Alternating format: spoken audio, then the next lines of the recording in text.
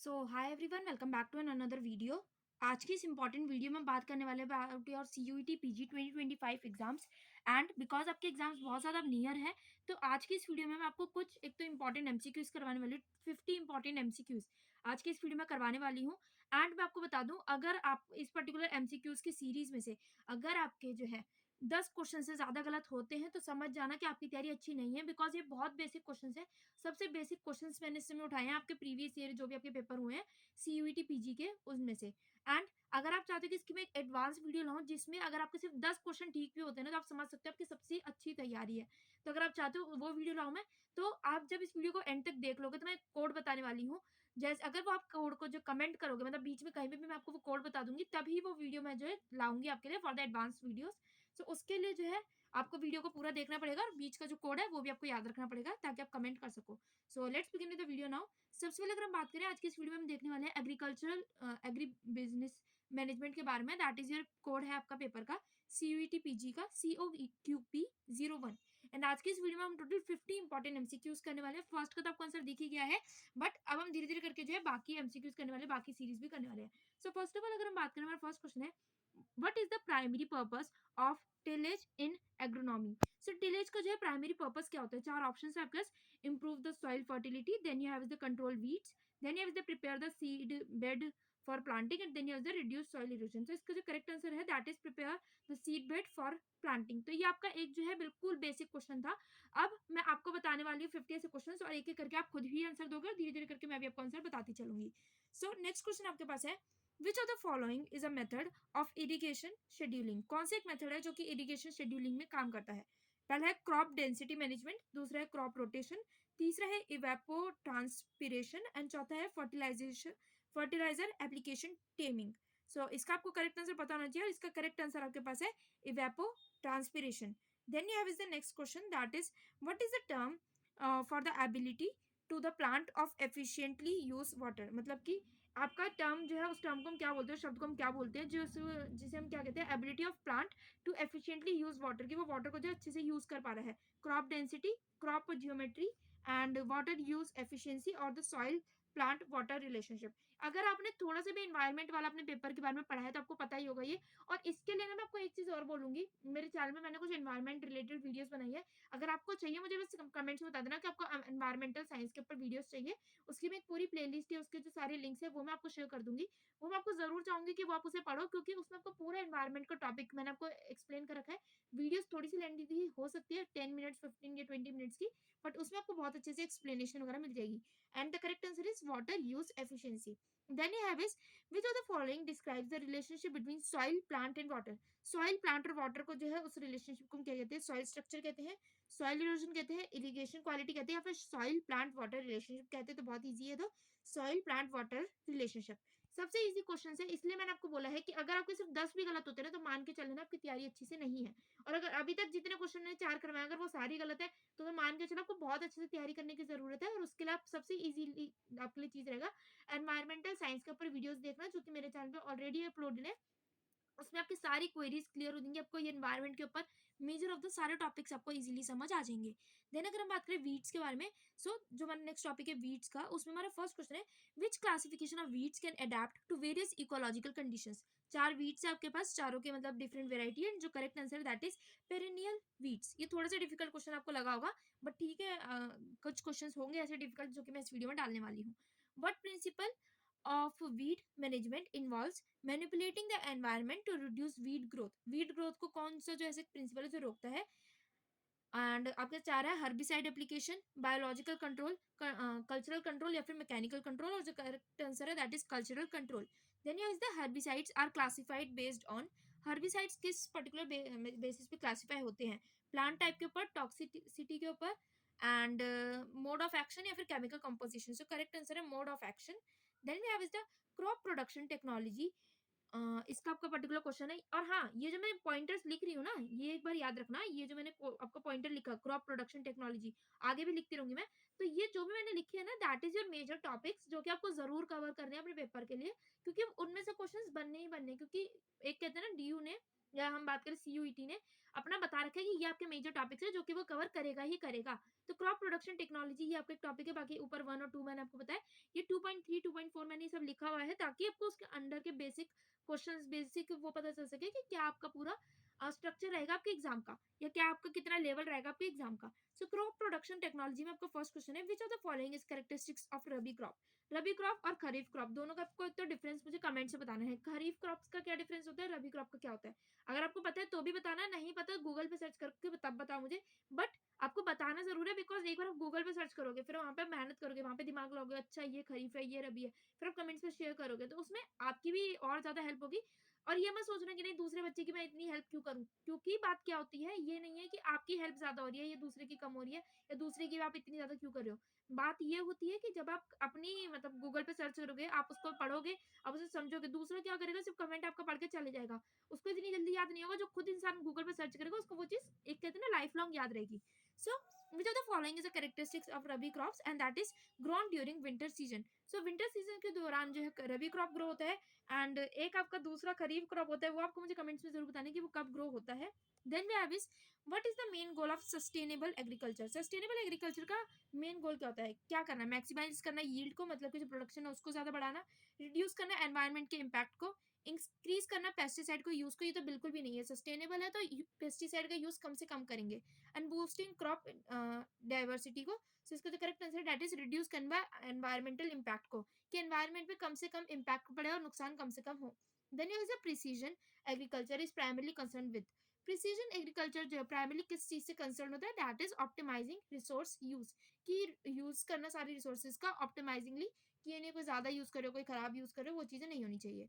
Organic farming in India is governed bye.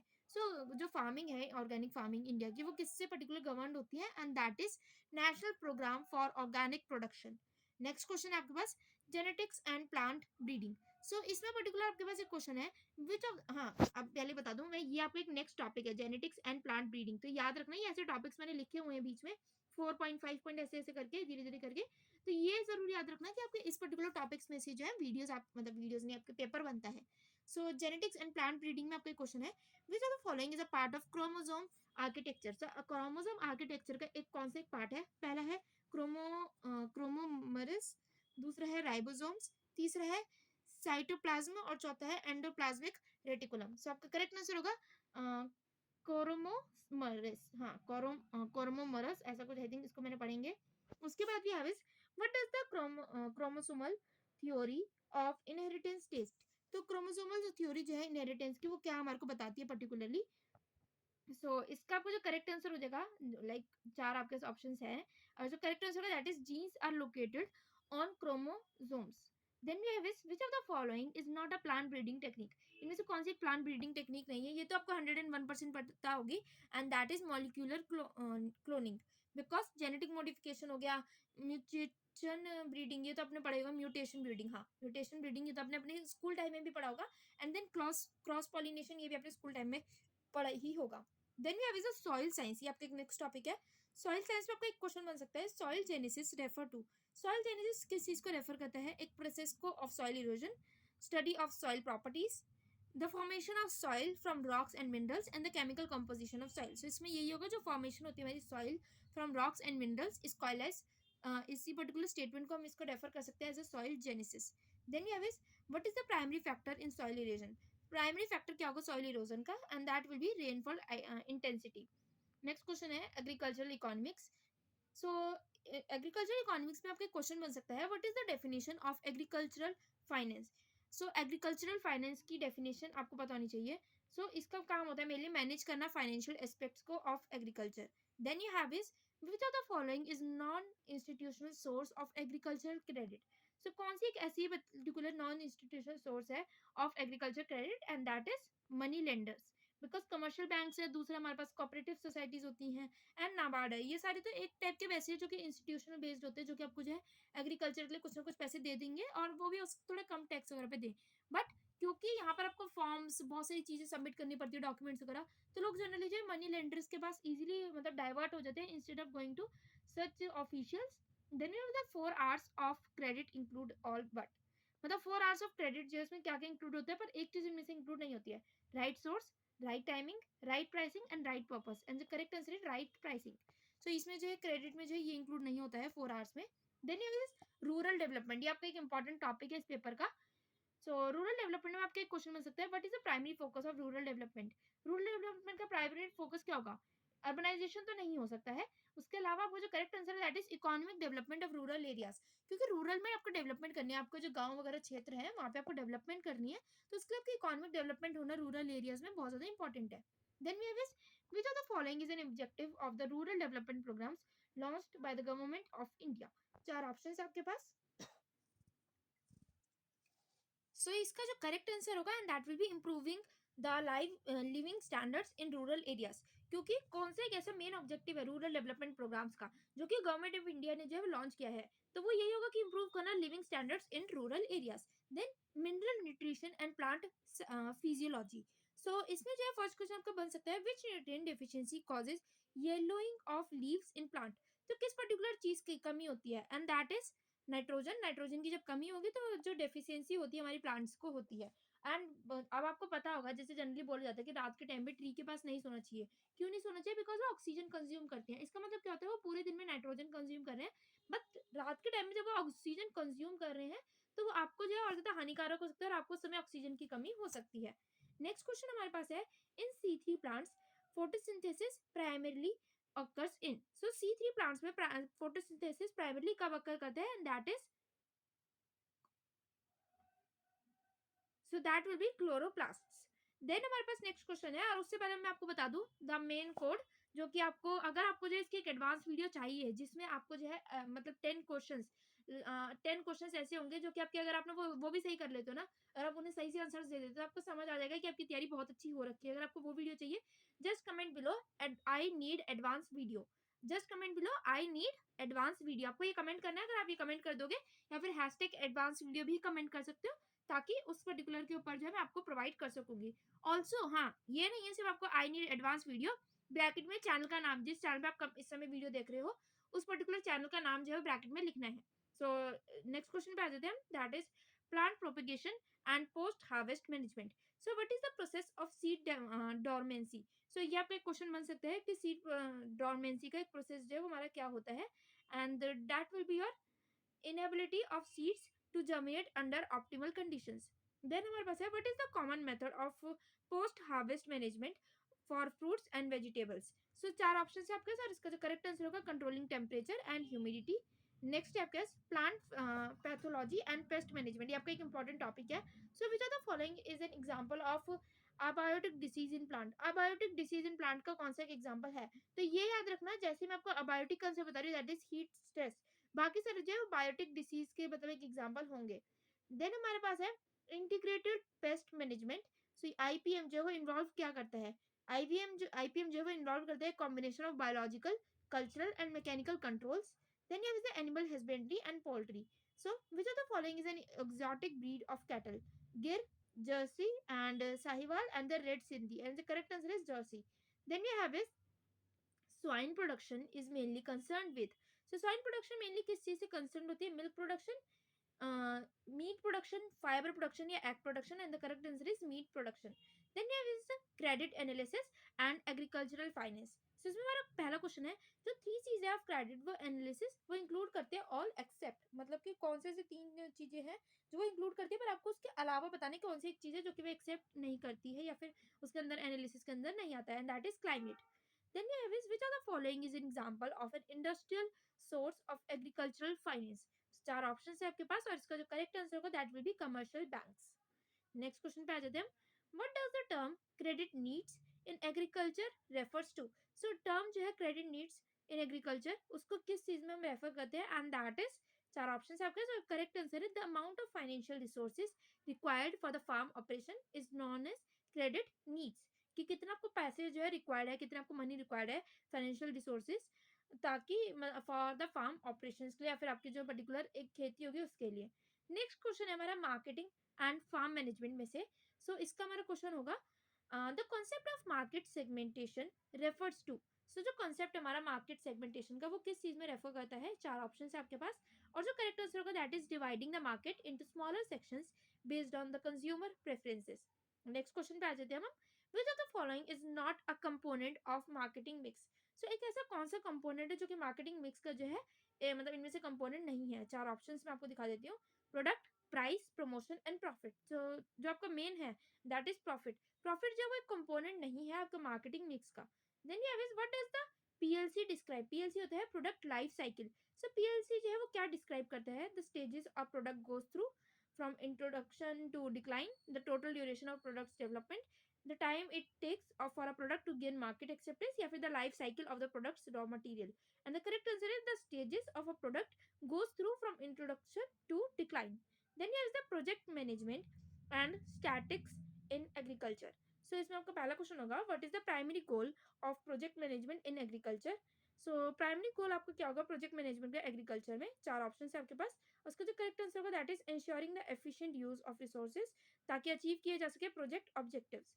Next question है, which of the following is an example of a central tendency measure? So कौन सा एक example है central tendency major का? 4 option है आपके पास। Standard deviation, mode, range and variance. So correct answer होगा मोड। देन अगर हम बात करें in the context of agriculture, the application of statics is primarily used for. So मतलब एग्रीकल्चर के कॉन्टेक्स्ट में जो एप्लीकेशन है स्टैटिक्स के वो प्राइमरली यूज किए जाते हैं किस चीज के लिए? 4 ऑप्शन है आपके पास। एंड जो करेक्ट आंसर है that is estimating the yield potential and the evaluating farm performance. Then here is the soil and water conservation. So which of the following is a method used to control soil erosion? 4 option आपके पास। पहला है fertilizer, strip cropping, irrigation scheduling and the pesticide use. तो आपका जो correct answer होगा that is strip cropping.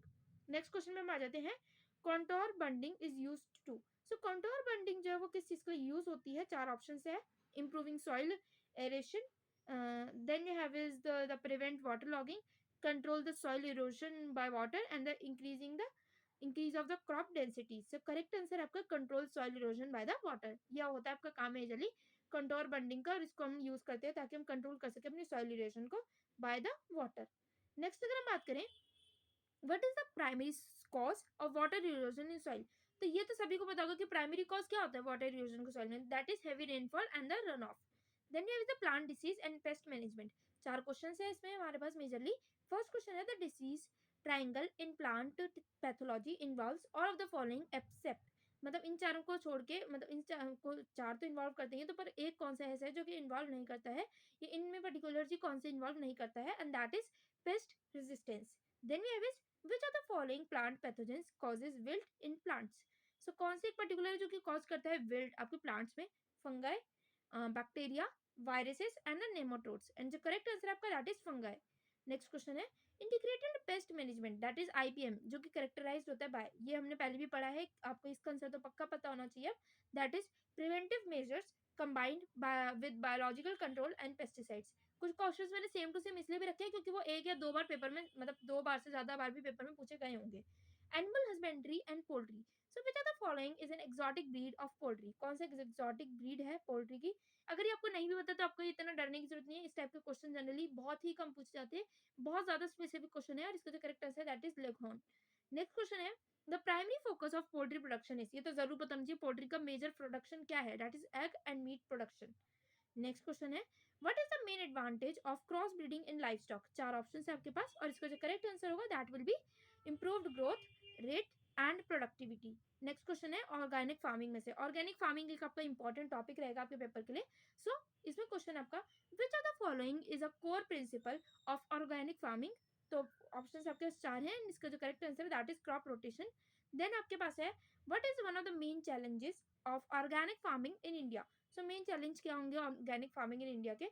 So 4 option है, correct answer है inadequate infrastructure for in organic certification.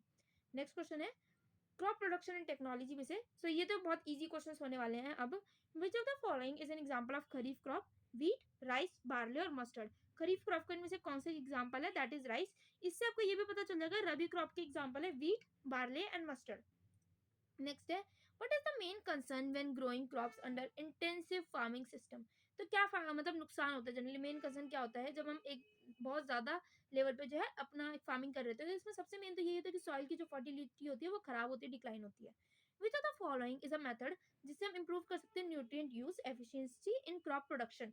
सो इसका जो करेक्ट आंसर होगा दैट इज नहीं, इंक्रीजिंग नहीं होगा, इसका होगा प्रिसीजन फार्मिंग टेक्निक्स, मतलब कि फार्मिंग टेक्निक्स को और ज्यादा अच्छे लेवल पे यूज करना। इंक्रीज करने इरिगेशन फ्रीक्वेंसी, वो तो ज़्यादा मतलब बेनिफिट नहीं करेगा। उसके बाद है रूरल डेवलपमेंट एंड लीडरशिप के ऊपर क्वेश्चंस। ये आपको एक इंपॉर्टेंट टॉपिक है पेपर का, बट ज़्यादा क्वेश्चंस इसमें से नहीं पूछे जाते हैं generally. So which of the following is an objective of rural leadership development programs in India? So this is your 4 options and जो करेक्ट आंसर होगा that is enhancing the rural governance and self reliance. Then we have is which leadership style is commonly used in rural areas? So कौन सा एक ऐसा leadership style है जो कि commonly use किया जाता है रूरल एरियाज में? 4 ऑप्शन है आपके पास और इसका जो करेक्ट आंसर होगा that is democratic leadership. Next question है weeds and weed management. Which of the following is a method of controlling weeds using chemical substances? 4 option है एंड इसका जो आपका करेक्ट आंसर होगा, ये तो आपको पता ही होना चाहिए हर हालत में, क्योंकि ये आपके जो है ना, अभी आपने अगर पेपर की तैयारी कर भी लोगे थोड़ी बहुत, तो ये आपने सबसे पहले पढ़ लिया होगा, क्योंकि बहुत सारे पेपरों में ये क्वेश्चन मेजरली पूछा जाता है। एंड इसका जो करेक्ट आंसर है दैट इज हर्बिसाइड्स। अब 9 क्वेश्चंस है वो आपको जो है खुद कर रहे हैं, क्योंकि अब मैं 9 क्वेश्चन आपको सिर्फ दिखाने वाली हूँ। सो वो आपको खुद करने हैं, देखना है कि हाँ क्या वो आपको क्वेश्चंस आते हैं या फिर क्या वो आपको क्वेश्चंस नहीं आते हैं। First question, what does the concept of weed competition refers to? Video को पॉज करके आंसर दे सकते हो। इसका करेक्ट आंसर मैं आपको दिखा देती हूँ, that is B part. Weeds compete with crops of for water, nutrients and light. Then question है हमारे पास, what is the primary benefit of using selective herbicides? Options हो गए आपके और ये आपका करेक्ट आंसर। नेक्स्ट है क्रॉप वाटर रिक्वायरमेंट पे। So the crop water requirement जो है CWR, ये मेनली इन्फ्लुएंस होता है बाय 4 ऑप्शंस है। करेक्ट आंसर आपका होगा climate and weather conditions. Next question है the process of calculating crop water requirement involves, that is 4 option है और इसका जो करेक्ट आंसर होगा that is considering the evapotranspiration and soil erosion. Then आप कैसे, which of the following method is used for scheduling irrigation? So ये आपका question है, इसका जो correct answer that is evapotranspiration। ये आपको मैंने पहले भी पढ़ा दिया है। अब मैं आपको ये कुछ क्वेश्चंस जो है सिर्फ मैं आपको दिखाने वाली हूँ, आपको ये खुद पढ़ने हैं, खुद इसके आंसर्स देने हैं। कमेंट्स में अगर आप चाहो तो इनके आंसर्स दे भी सकते हो वीडियो को पॉज कर करके, बट क्योंकि अब ये वीडियो बहुत ज़्यादा लेंथी हो जाएगी, इसलिए I am just providing the questions जो है मेरे पास अवेलेबल। आप इसको चाहो तो वीडियो को पॉज करके पढ़ सकते हो, कैसे भी रीड कर सकते हो। सारे ही क्वेश्चंस आपके लिए इंपॉर्टेंट है एंड ये क्वेश्चन इतना इंपॉर्टेंट नहीं होगा 24 वाला, ये देख सकते हो आप, विच of the following is not a physical property of soil, ये आपका इतना इंपॉर्टेंट नहीं है। उसके बाद अगर बात करें, ये बाकी तो आपके थोड़े बहुत इंपॉर्टेंट रहते ही हैं। अगर आपको एक पेपर का लेवल पता चला होगा कि पेपर का लेवल इतना ज़्यादा हैवी नहीं होता है, one of the easiest paper मैंने आपको उठाया है इस समय, बट हाँ लेवल हैवी रहेगा बट इतना ज़्यादा हैवी नहीं होता है। क्वेश्चंस की सीरीज मैंने आपको सारी दिखाई दी कि कितने क्वेश्चंस मेरे पास हैं। बहुत सारे क्वेश्चंस में अराउंड 50 से भी ज़्यादा क्वेश्चंस आपके लिए लेकर आई हूँ इस वीडियो में। तो आप चाहो तो वीडियो को पॉज करके पढ़ लेना, या कैसे भी आपको जैसे भी रीड करना वो आप कर सकते हो। और जो मैंने आपको कोड वीडियो के बीच में बताया था, अगर आप चाहते हो एडवांस वीडियो के लिए तो वो आप कोड जो है वो मेंशन कर सकते हो कमेंट्स में। ऑल्सो रिमेंबर ब्रैकेट में मैंने आपको कुछ लिखने को बोला है तो वो भी आपको लिखना ही पड़ेगा, तभी जो मैं आगे वीडियोस लाने वाली हूँ। सो विद दिस ये है आपका last question, what is the main principle of integrated pest management, that is IPM, और 4 ऑप्शन है और इसका जो करेक्ट आंसर है B part, combating the pests through a combination of methods including the biological control. And with this I'm ending this video here only. All the best for your exams, stay safe and कोई भी query होती है regarding the exam, आपको कुछ भी चाहिए, syllabus चाहिए या फिर आपका एनवायरमेंटल वाली वीडियो चाहिए, मुझे कमेंट्स में बता देना, मैं आपको लिंक वगैरह उसका शेयर कर दूंगी। तब तक के लिए stay safe, all the best and thanks for watching, bye bye.